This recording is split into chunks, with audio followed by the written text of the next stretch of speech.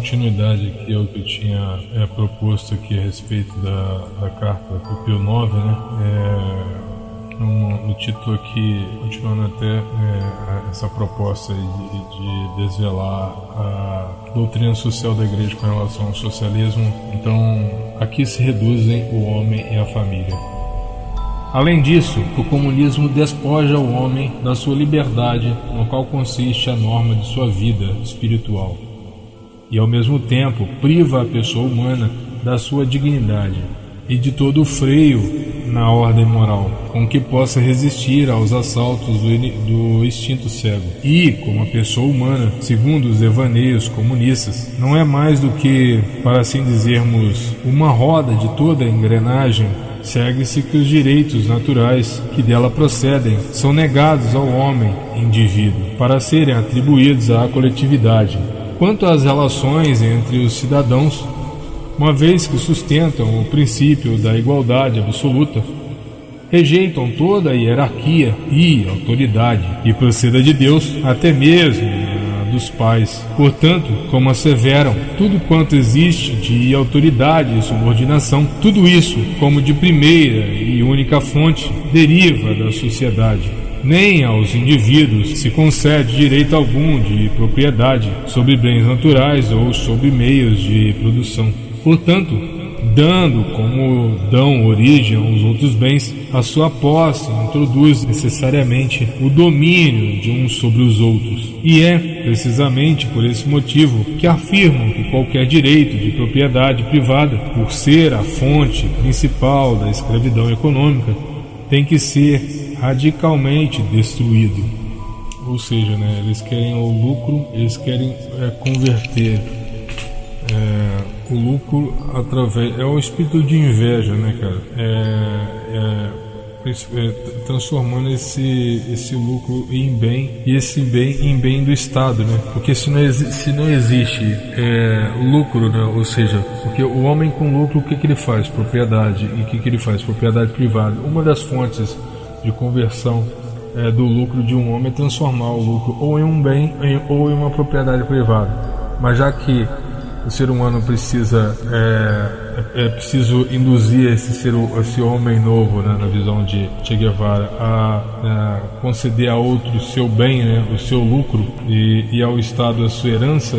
Ele usa como usufruto, mas ele nunca tem nem propriedade privada, nem bens, e aí por isso não transfere herança, né, porque... Só que isso eles não vão deixar claro, sabe? Isso daí eles vão ocultar, que ninguém é dono de nada, sabe? Nada é de ninguém, tudo é só usufruto. Aí é feito meio que uma lavagem cerebral, né? Para desencanar, né? Tirar destruir a concepção da propriedade, né? Pensamento de posse material, né? Como se a mentalidade humana fosse uma só, e por isso essa constante lavagem cerebral. Então, quer dizer, eles acusam uma alienação promovida pelo capital, propondo uma própria alienação à sua maneira, né? Do seu modo, para a sua finalidade. Isso é bem... E por isso que eles nivelam no campo da Leonardo do Boff lá, por exemplo, atacando as hierarquias da igreja, né?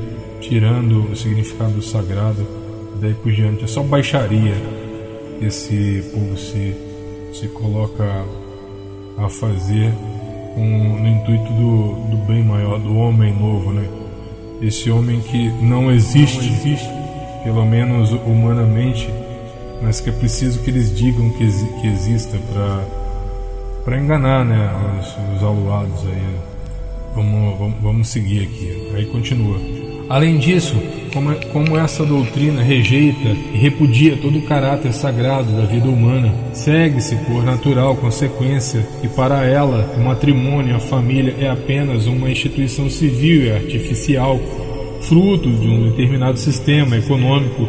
Por conseguinte, assim como repudia os contratos matrimoniais formados por vínculos de natureza jurídico-moral que não dependam da vontade dos indivíduos ou da coletividade, assim rejeita a sua indissolúvel perpetuidade.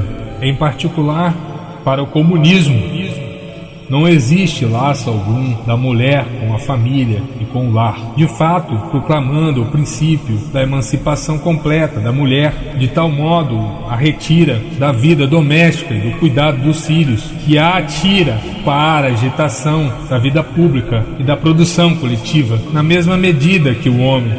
Mais ainda, os cuidados do lar e dos filhos devolve-os à coletividade, rouba-se, enfim, aos pais o direito que lhes compete de educar os filhos, o qual se considera como direito exclusivo da comunidade e, por conseguinte, só em nome e por delegação dela se pode exercer. Então você vê, né, que macabro, né? Eles querem dizer, é por isso esse ataque aí, e essa negativa, ultimamente aí entraram com um pedido para homeschooling, né? Essa educação do lar. Poucos sabem que muitos pensadores aí foram educados, né, inclusive da própria esquerda, foram educados dentro do próprio lar, né, a pessoa tendo condições, mas eles têm medo de perder esses idiotas úteis, né, essa futura massa de manobra, né.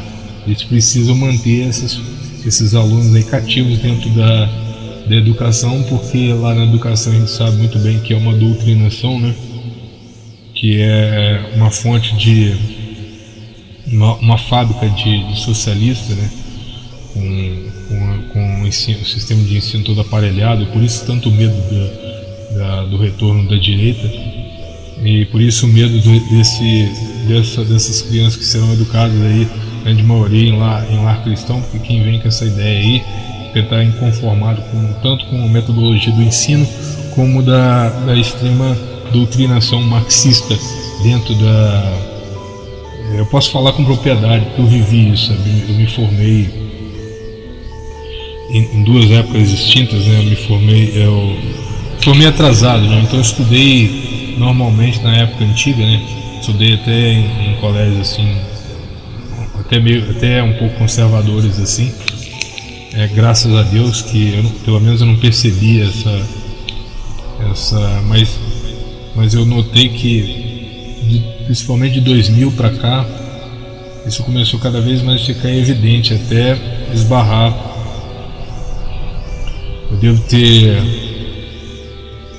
Acredito que eu tenha terminado o meu ensino médio com 36 anos, olha só.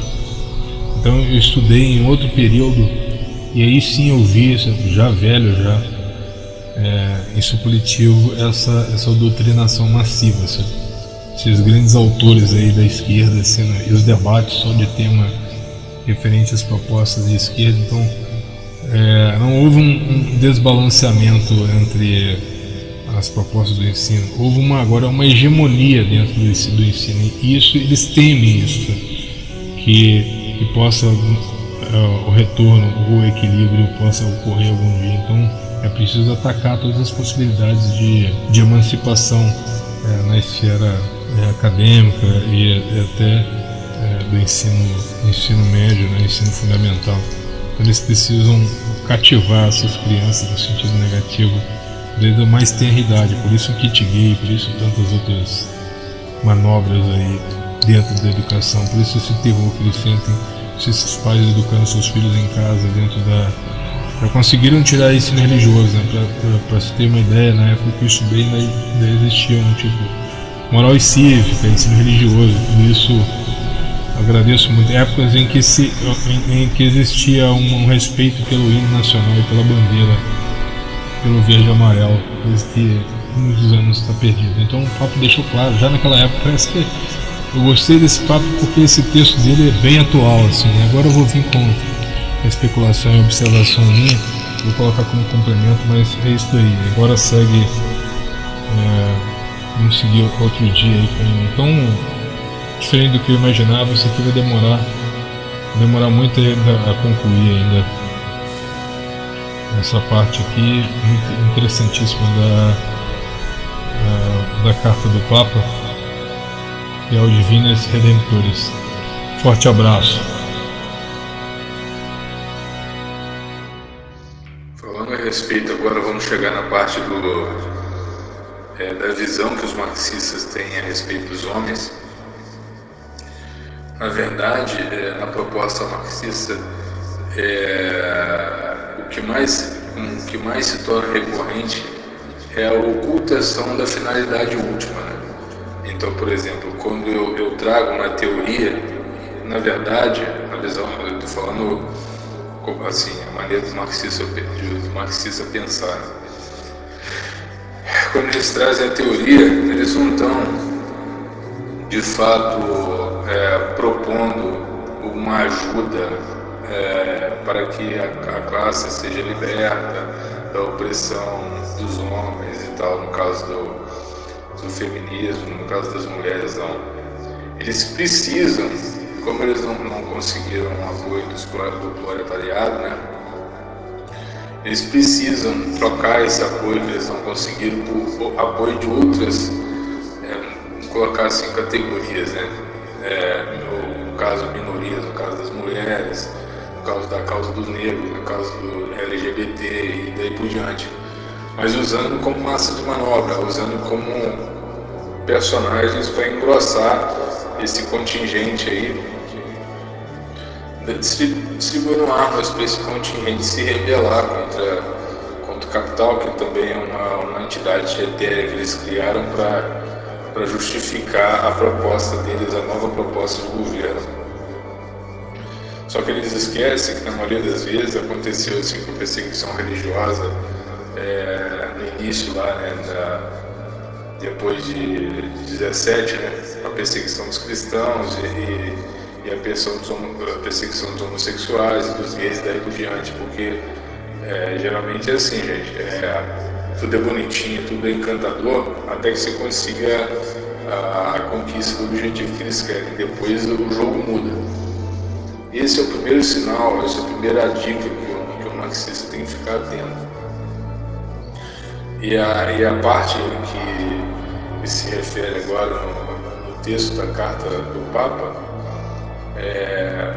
essa segunda parte agora vai tratar disso, com referência ao que eles têm como família. Preciso desconstruir. Você viu que na visão progressista e marxista, eles estão descontentes com essa superestrutura, né?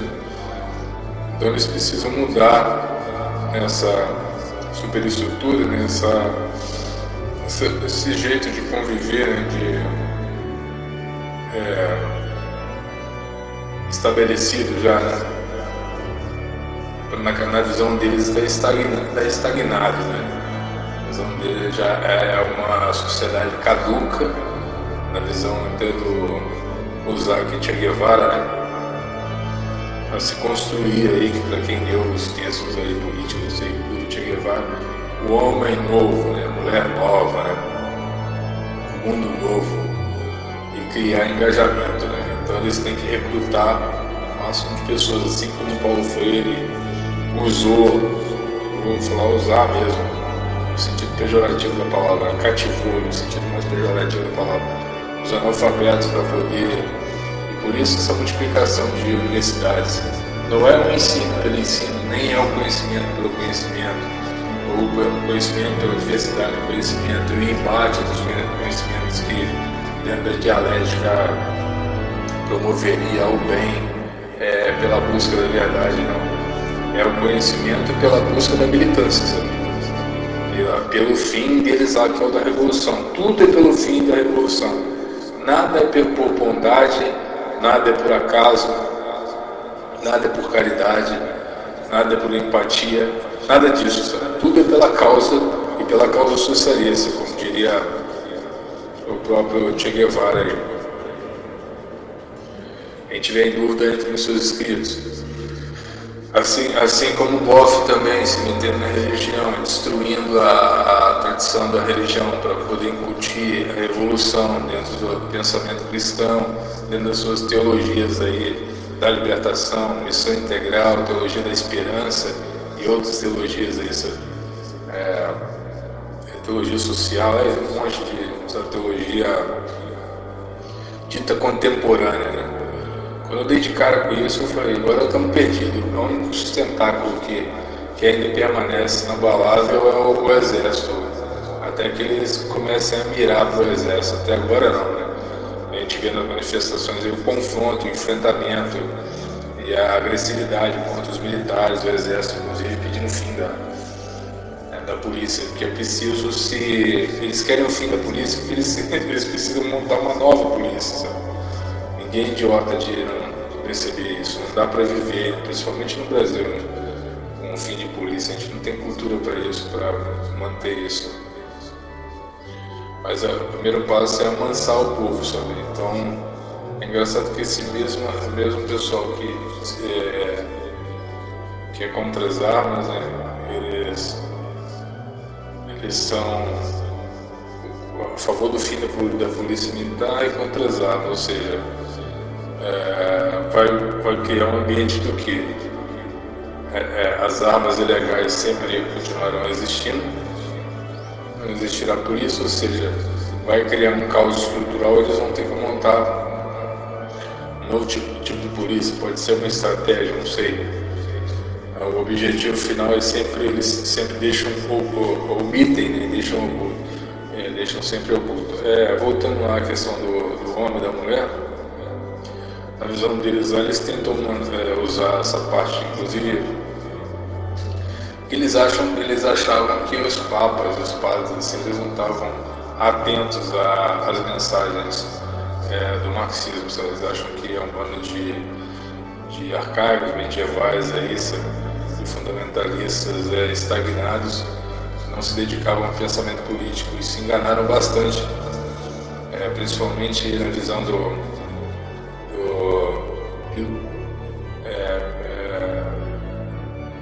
Leão XIII, né? Papa Leão XIII, tem o Pio IX, né? e o Pio XI, e principalmente esse daí eu acredito mais agressivo, mais direto, assim, nos textos, seja o Pio XI, apesar de ser um pouco mais complexo do que os outros, mas afrontando, né, a concepção cristã. Primeiro eles lançam a premissa de que eles consideram o criacionismo, então eles ficam só evolucionismo. Só que eles criam limitações e criam meio que contradições dentro da própria concepção. Eles dizem, esse tipo de sociedade nossa jogando verde, né? É uma sociedade distorcida, criada pelo capital, da imposição do homem oprimindo a mulher, só que na realidade não é nada disso. Qualquer um que tiver um mínimo de afinidade com antropologia, que é o caso que eu gosto de antropologia, vai verificar que nas estruturas de família, tanto da América Latina, não se posso falar da América Latina, tanto da estrutura indígena brasileira como da América Central, né, da América Latina, né, maias, incas, aztecas e tal. Você pode ver que é a mesmíssima estrutura cristã. O homem caçador e a mulher coletora lá, sabe? A mulher com a provisão e com os cuidados, porque isso é uma condição lógica, sabe? Assim como a proximidade com a prole e tal, essa manutenção dos primeiros cuidados, e coisa que eles omitem também é a necessidade do homem, dessa assistência do homem fazendo a linha de frente, né? A suporte de proteção, ou seja, um sacrifício que eles nunca irão admitir, né? O homem não nasceu como opressor, ele nasceu como aquele que se sacrifica, que vai na frente, que faz o primeiro combate para evitar que sua família seja dizimada, sua casa. Só que eles desconstroem isso falando, não, na verdade não existia família, lógico, para justificar a reforma agrária deles, né? Eles precisam criar um cenário que justifique a reforma agrária. Eles partem disso, sabe? Querendo destruir, minimizar e colocar para trás o conceito de família, que não é só do ponto de vista cristão natural essa divisão, como do ponto de vista também evolucionista natural, pelo menos dentro da América Latina e América Central, que é o homem cumprindo a sua função de ódio e guerra, especializando em enfrentamento, armamento e de estresse, de ódio e guerra, enquanto a mulher de cuidado e afeto, sabe? Lógico que o lado negativo disso que teve consequências um pouco catastróficas, porque eu não vou cair no mesmo erro deles, o que eles querem incutir, tirar a exceção, colocar a carroça na frente dos bois, né? Fazer de uma exceção uma regra geral, né? Então nem todo, eles colocam como se todo homem é possível agressor, possível. Eles esquecem que isso acontece, não estou mentindo, né? Agressão masculina, ou seja, o abuso da força dos homens, mas aí ele está falando dos covardes, né? Dos criminosos, né? Mas eles tentam generalizar para que o homem perca a força, porque no final das contas, o que não é contado é que é preciso amansar a sociedade para que essa nova ordem, né, e principalmente a ordem socialista, tenha controle geral. E aí eles ficam fazendo, como eles precisam criar um caos, ou seja, um afastamento, um distanciamento entre homem e mulher, que eles não se reconheçam mais como complementares, mas sim como adversários, e que aí o final disso tudo a gente já sabe que é cada vez mais a redução de família a partir desse estranhamento aí, né, das partes. Mas se verificar, qualquer um tiver um pouquinho mais de, partindo do conceito também da própria literatura, essa literatura antropológica aí, que só se faz a visão de alguns antropólogos, a cultura é feita pelo distanciamento das famílias, né?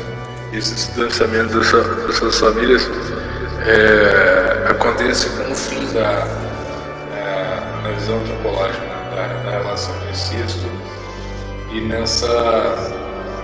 nesse distanciamento até mesmo de falta de afinidade, né? A gente verifica que algumas tribos elas nasceram com a mesma raiz e aí fizeram um distanciamento, creio eu, natural, mas também de confronto, de busca de hegemonia, essa busca por liderança, que é o que move o mundo, né? O ser humano, até mesmo nessa posição mais precária e tribal, é uma disputa frequente de liderança, território, e isso pode acontecer também de diversas maneiras, né? Até mesmo por escassez de material, né? O grupo sai para buscar também práticas mesmo, busca por até mesmo nascimento em regiões diferentes, mas se tudo sai do mesmo grupo, né? Eu acredito que essa divisão familiar tenha proporcionado, que é o que mais gera cultura, né? Depois esses povos que se separaram aí através da divisão familiar vão se reencontrar em outros lugares, mais distantes, e criar aí, assim outras culturas através desse reencontro. E fora isso seria impossível, né? Existiria só uma linhagem, né? E até pegando aquela lógica da estrutura da Oca, né? Que sem divisões, que eles vão narrar lá, existia divisão de quartos, isso incentivava uma prática de incesto, e isso também, em segundo passo, é colocado no livro lá de Marx e Engels, olha assim, que a mulher teria liderança, porque se sabe de onde a criança nasceu, mas não se saberia quem seria o pai, né? Por causa das relações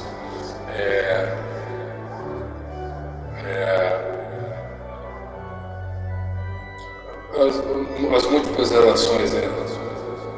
Não tem uma palavra para colocar aqui, contrária à monogamia, né? Então essas relações seriam tão variadas que não se saberia mais quem seria o pai, e a tribo cuidaria de todos os filhos como se fossem seus próprios filhos, assim. A partir desse ponto de vista aí, eles tentam justificar alguma imposição aí do capital que colocaria o homem burguês em estado de opressão com relação à mulher, e na visão marxista eles tentam elevar a mulher considerando aspectos de algumas tribos que eles conseguiram identificar, ou seja, se a cultura, do ponto de vista até antropológico, ela se modifica, né, com o passar dos anos, através dos contatos, né, e ela evolui para se estabelecer, e a gente alcançou um estágio de evolução na cabeça de um marxista. Esse estágio não é de evolução, esse estágio é um estágio de opressão e de controle. Agora, voltando para o texto aqui, aí continuo lendo o texto. Agora, de fato, o que eu continuo aqui de uma leitura integral aqui do que diz o texto a respeito do homem e a família na concepção do Papa. Ele vai explicar a visão da Igreja a respeito desse assunto.